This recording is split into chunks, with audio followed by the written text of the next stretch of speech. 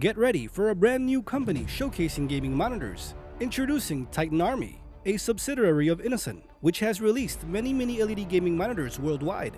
Titan Army is releasing very affordable, performance-featured gaming monitors. Today I have my review on the Titan Army 32-inch C32C1S gaming monitor. Thanks to Titan Army for sponsoring this video. As I say, the more monitor options that us consumers have, the better. Better performance and better prices. So you may be thinking, Titan Army? Who's that? Let's take a look of who and what Titan Army is. I will be bringing awareness to Innocn and Titan Army gaming monitors in the future with product demos, brand awareness, always friends to help you make that awesome buying decision.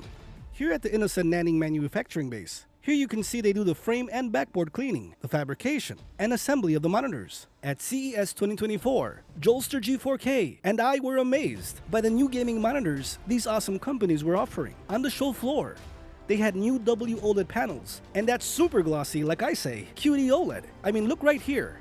The best OLED technology, and I'm sure coming in at the best prices. But more will be revealed later in the year. At the factory, Titan Army is deeply involved in gaming displays.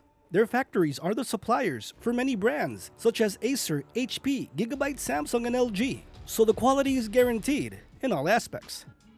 Getting into the unboxing, the monitor is opened like a TV, up and down. So just be aware when opening it, you pull it out of the box. The monitor comes with all the accessories you need to get going. With a minimal design, this does have back RGB lighting, but it's very minimal, just an oval LED. Nothing too fancy, but it's here. The stand is made out of metal, very minimalistic. It does come with mounting screws if needed. On the bottom right is where you access the buttons for the menu.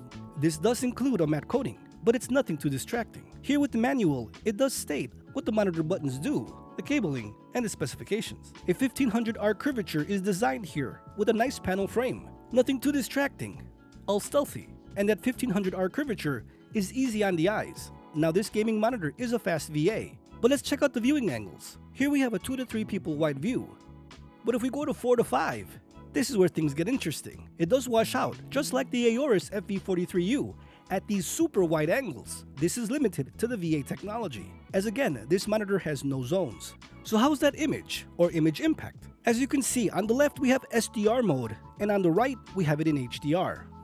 Now this is an SDR video, but if you look closely at the neon arrow, there's the dividing line. I would say personally, while HDR does look nice, SDR has a little bit more impact, as the black sky looks a little bit deeper in SDR mode, while in HDR, it goes for full brightness, to about 400 nits. Not that it looks washed or anything, but I would say, for your next generation consoles and PC, leave it in SDR mode. As you'll see, it gets pretty bright in our brightness test. But this is a personal preference. Pick the mode that you prefer.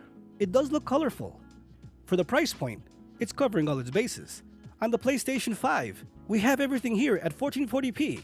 Though no VRR, but HDR does work. For the Xbox Series X, 1440p does work, but not VRR nor HDR, as you need 4K for HDR to work on Xbox.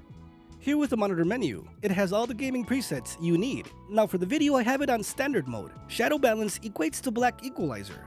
I just say leave it on 50. You can control the response time, refresh rate, among other gaming features, and that RGB lighting in the back. You can also control the picture settings, which you can see what I have here for the video. The color settings, the picture-in-picture and picture-by-picture modes, the OSD settings, and like it says here, other settings. Basically all the options you need at a touch of a button. And if you would ask me, what does the color look like? Say if I would compare it to another monitor.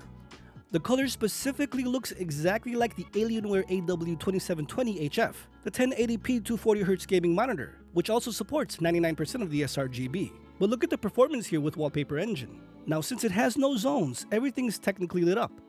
Nothing is black, but I would say it's a very dark gray. And I do have this in an ambient setting room. Lots of RGBs going around. And I had no trouble seeing the picture or enjoying what I was doing. I would say this is a very good starter monitor, or if you wanted another monitor with all your social media pages. Maybe a starter gaming monitor for a loved one. I mean, as you can see here, the blacks are not inky. It's not infinity contrast, this is not OLED. This is bare bones, fast VA, no zones. It is what it is, but you can see the colors still popping. I think this image with this car really sums up the worst case scenario of this monitor. Here you can see the limitations of the VA technology, but it still looks good. And you can still adjust this, say on the Xbox, select PC RGB instead of standard.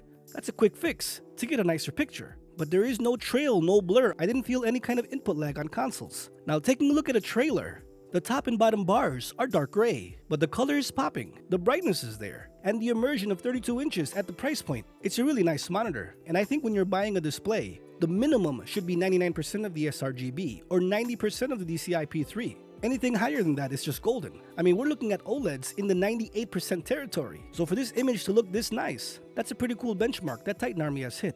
Now going with the brightness test, in SDR mode, since it has no zones, we're looking at 360 nits across all sizes. And in HDR mode, we're looking at 410 nits in all sizes. It's a preference thing. I prefer SDR mode with this monitor. You may like HDR. Sometimes Windows doesn't play nicely with HDR. So it's all about your setup. Taking a look at the UFO test. Here on the standard preset, it's not bad looking. It comes very close to the FV43U of Aorus, but it doesn't come close to the Neo G8s of this world, or OLED or QD OLED. But as I stated, a perfect mainstream monitor that tries to do it all, and it does it very well. Links will be in the description if you want to check it out for yourselves. Titan Army has finally arrived worldwide, and they're going to be showcasing display technology throughout the year. I really can't wait to try their QD OLEDs. So friends, I hope you found this video helpful. If you did find it helpful, please hit that like button so more people can see it and know what's out there on a wide variety of monitors being released in 2024. And consider subscribing if you want more videos just like this one, showcasing reviews, previews, breaking news, and everything in between. Thanks for watching, friends. Stay safe out there. I'll see you guys next time.